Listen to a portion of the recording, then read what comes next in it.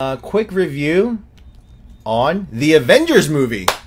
Spoiler alert. If you haven't watched the Avengers movie, just mute my video right now. And when you see this icon disappear, then you can unmute it. But the Avengers movie,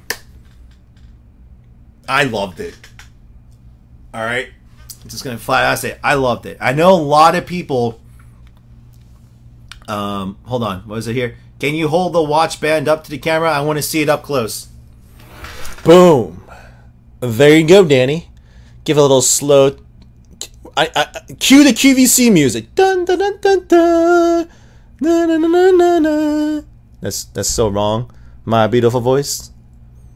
Here rocking the elegant Gear S stainless steel strap is Andrew Huang. And there you go. That's how it looks like. And it goes back on.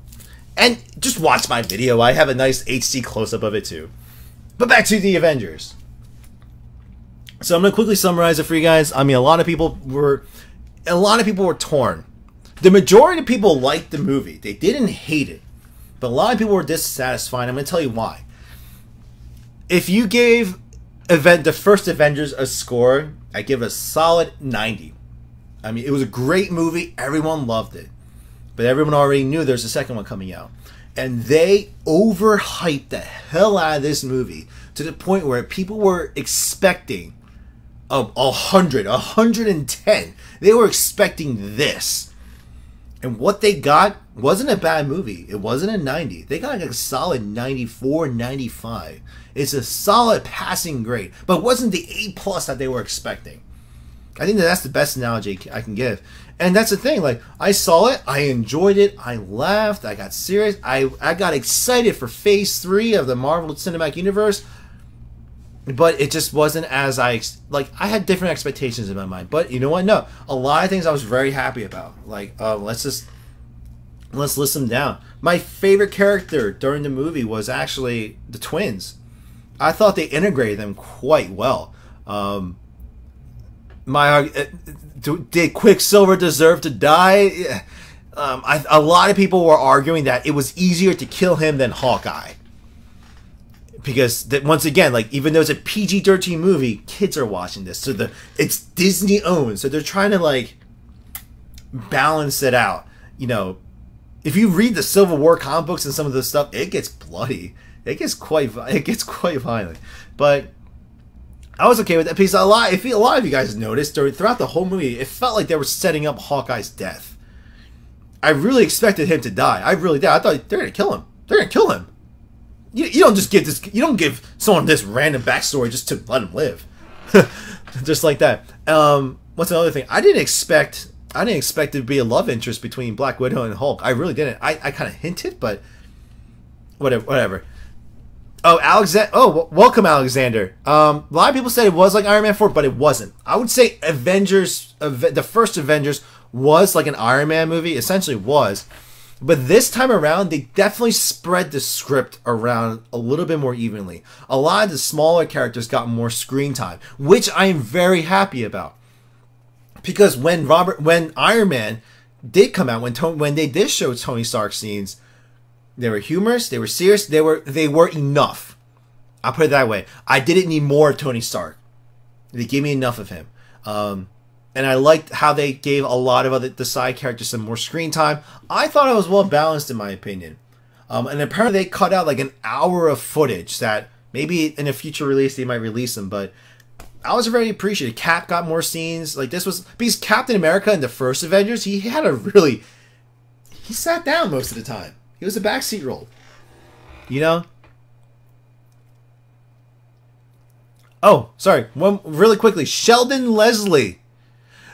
Shout out to the Samsung Knights. Hashtag Samsung Knights on Twitter. They're really fighting for it. So there's your shout out, man. But like going back to the movie though, I love the pacing of it. Like it was a little quick on my end. Actually, the one major complaint I had was they made it too comical. They didn't balance out the comical parts with the serious parts where they needed to be. If you guys notice, like the movie was like literally this the entire time. Like, as soon as something bad happened, crack a joke. Like, yeah, there was a lot of things wrong with that part of it, but I mean, they were fun. The funny parts were funny. I laughed and everything, but it's like, oh, Quicksilver just died. Then it's like, Hulk throws Ultron out of the building. Like, it's like, come on, guys. Like, I don't know. But hopefully, like, what's it called? Like, you can definitely tell, though, in my opinion, Civil War is going to be dark. I think they were easing into the darkness. Like, Phase 1 was pretty much happy-go-lucky, we're here, superheroes. Phase 2 was setting up, okay, there might be some turmoil here and there. People might die. And now they're setting up Phase 3 to be like, listen, no one's safe. War's war. There's definitely philosophical differences between all the heroes. Like, you can definitely tell that they're going to go somewhere with it. And I appreciated that. Like, I love how this movie sets up Phase 3 perfectly, in my opinion. It really does. And there's so many Easter eggs in there. Like, obviously, the most obvious one is the 6 Infinity Stones.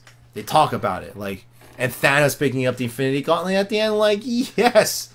We had to wait 2 more years for the Infinity Wars. And, there's so many. I mean, Wakanda. So we're vibrating this. So they are setting up Black Panther with Andy Serkis' character. The new Avengers is going to be a part of 3. Like, it's going to be, yeah. Phase 3 shit got real. It getting real.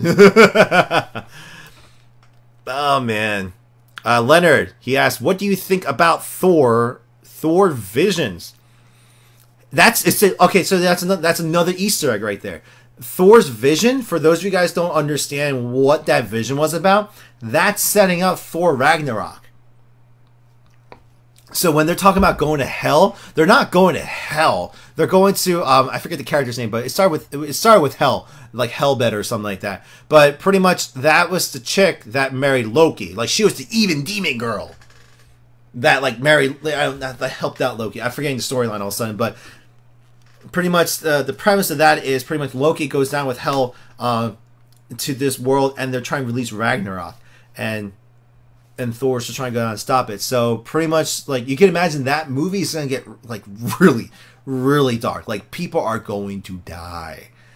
You know, when Heimdall grabs him, it's like, you killed us all. No, he's not lying. He's not lying. So I'm really looking forward to, you know, all the new movies coming out for it. So, I mean, for me, I saw it twice. I saw it with my coworkers and I saw it with my friends. Like, there's that.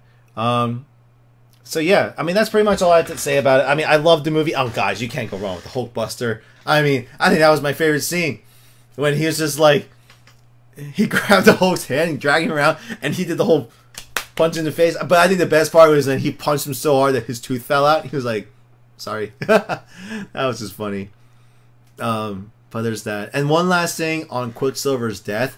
One thing I give him credit for is him dying really set up Scarlet Witch's character. I mean, when he died and you saw her emotion, that's when she got real. And like, you kind of felt you've had to have felt something for her, that pain. For any of you who've had siblings, you guys have siblings, like, you know what that kind of pain would be like. So I'm glad it's going to be interesting. I'm really interested in seeing how they're going to play out Civil War. It's not going to be like the comic book, but it's going to be a similar premise, I'm assuming. So we'll go about that.